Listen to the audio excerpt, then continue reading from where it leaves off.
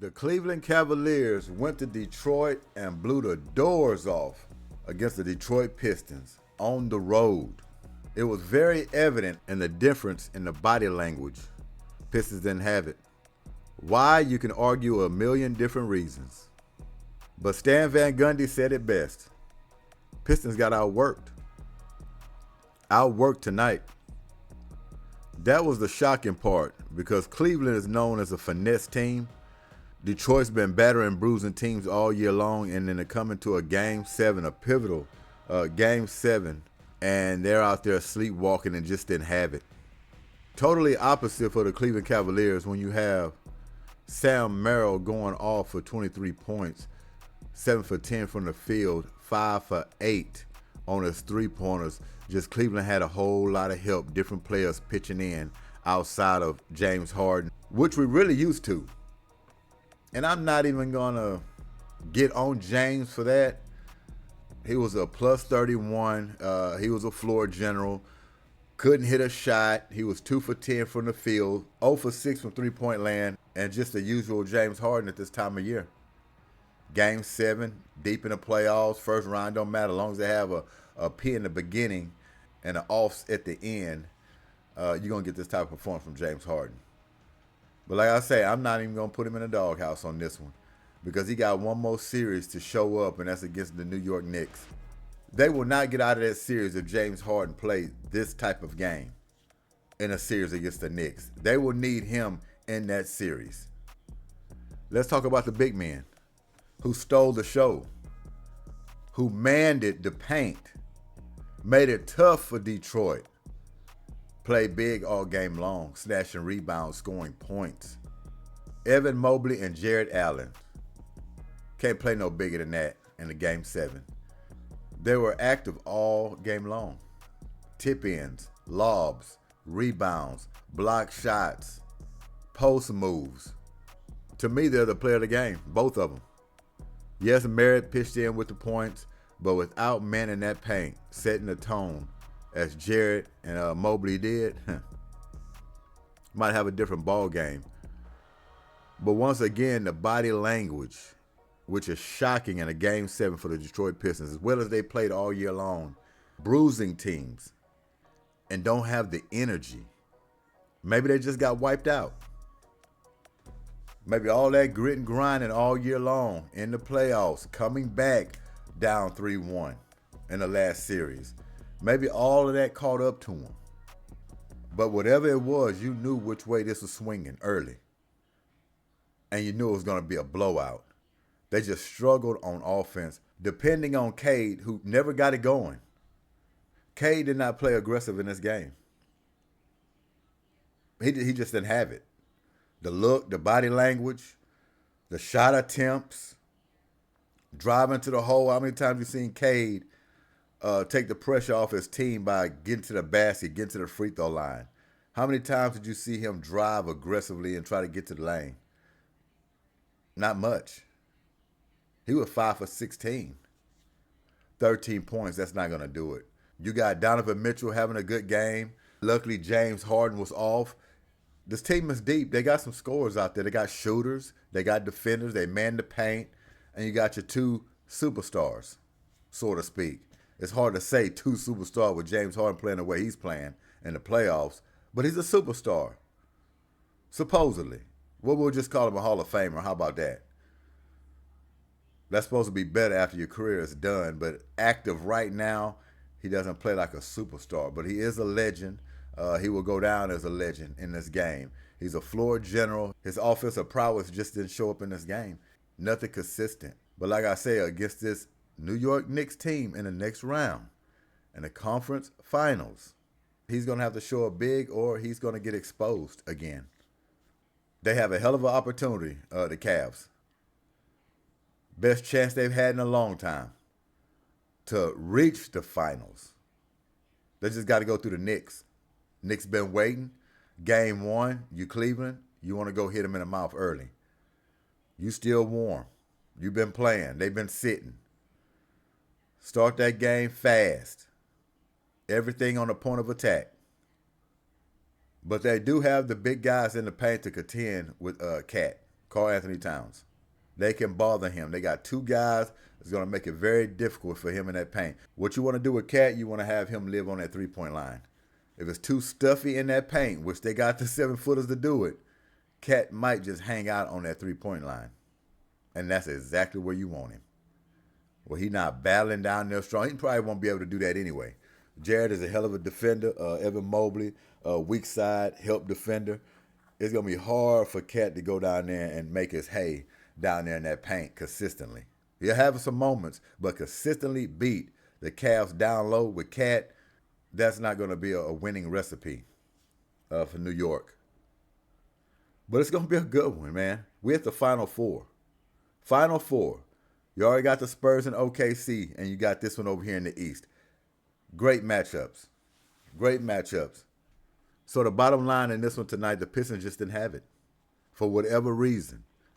They lacked the energy, lacked the desire, the body language. You've seen it all. They didn't play this game as a desperate game 7. From the beginning, you've seen it. This team wasn't desperate. They weren't hungry. Cleveland was a more hungrier team. They came out desperate. They had everything flowing for them all across the board. Once you get your shooters off, you got Spider doing his thing, James Harden being a general.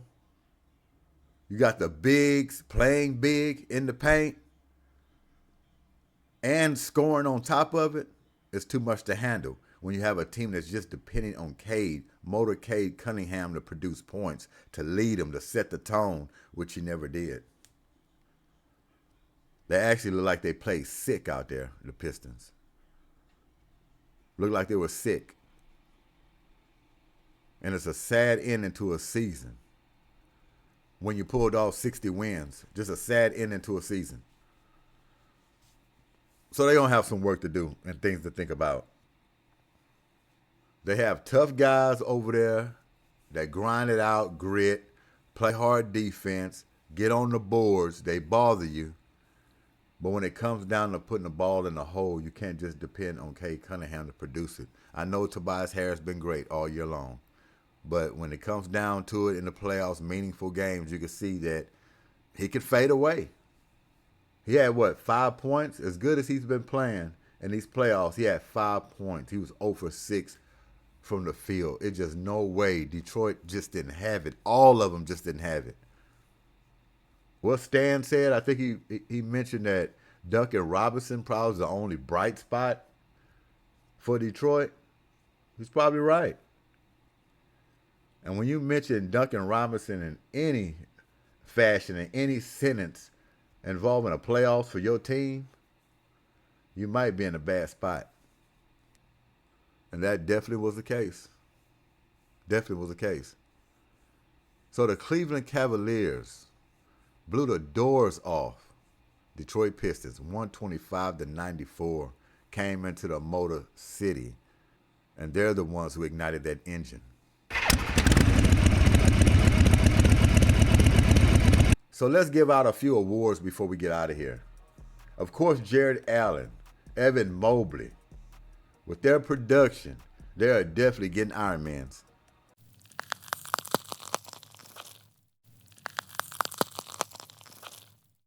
And unfortunately, like always, James Harden with his production, or lack of, 9 points, 2 for 10, 0 for 6.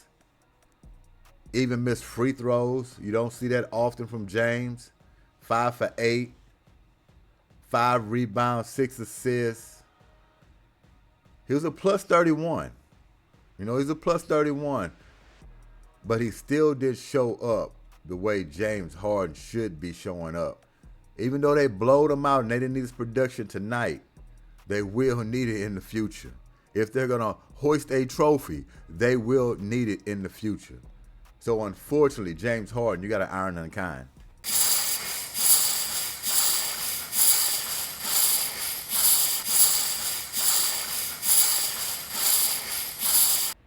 Donovan Spider Mitchell, 26 points, 10 for 22 from the field, 2 for 6 on his threes. Couldn't get that going. 4 for 6 on the free throw line. 7 rebounds, 8 assists. Got a steal in there. Even got a block. But the most important one on here is the 0 in turnovers. You got to give him what he truly is, and that's a star. Outstanding work for Donovan Mitchell. I want to tip my hat to Donovan Mitchell, who's been grinding in the playoffs for a very long time, and to finally get a chance to go to a conference finals. The man put in work. He's came up clutch throughout these playoffs and in this series. You got to tip your hat to him. He's finally getting over the hump. A lot of work to be done, but he's getting over that hump. And James Harden is on the ride with him. So that's why I say I'm not going to fault James. He's the old grandpa. This ain't his team. He ain't the man that's looked at to just lead the Cavs. It's Donovan. And I think James knows that. That's why he keep rolling the ball to Donovan. Say, it's your show. You go ahead and show us what you got. He just sits back. James Harden not trying to ball hog. He'll sit back and just facilitate. He know his history.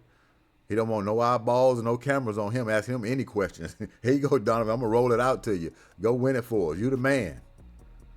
And he should do that. Because James Harden had every opportunity throughout his career to show up. And he hasn't. So now, can he piggyback a ride to get him a ring? It's possible. It's possible. But yes, Donovan Mitchell is definitely a star.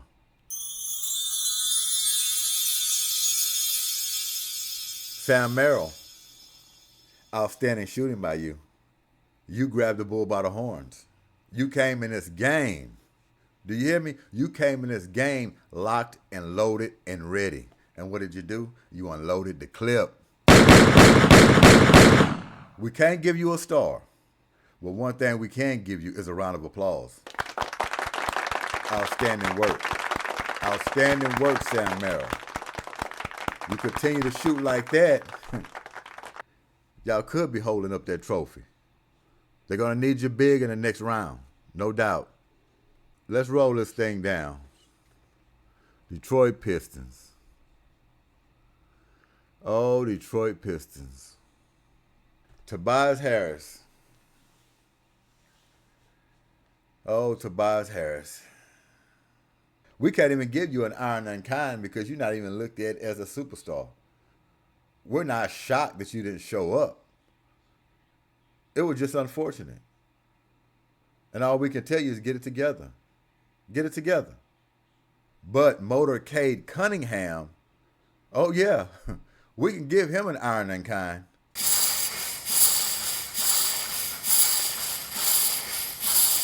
Cade Cunningham just didn't look right throughout this whole ball game. The whole ball game. Never got his feet right on the ground. He never looked right. Body language, the fire in his eye that we're used to seeing from Cade, him leading his team, seeing him in a rut. What he does, he slows the game down. He gets to the free throw line. He drives ferociously all the time, making something happen. He didn't look like he wanted no parts of it in this ball game, in this game 7, which is very unusual. And I don't know what's going on. Somebody needs to check that man. He might be sick. But that's not going to stop us from giving him an iron unkind.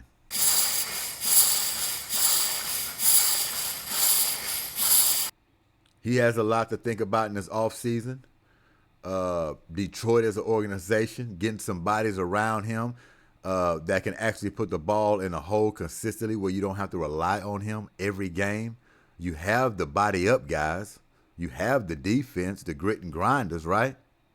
People can knock somebody out, which the bad boys have always been. You need some other guys that can open this floor up for Cade. You got Duncan out there shooting. That's great. You need another guy that can scat. And really, that's supposed to have been, Karis LeVert. He's supposed to step up to the plate and handle a lot of that load. Jenkins, those type of guys. But when you have Duren on the floor, you're going to be offensively limited.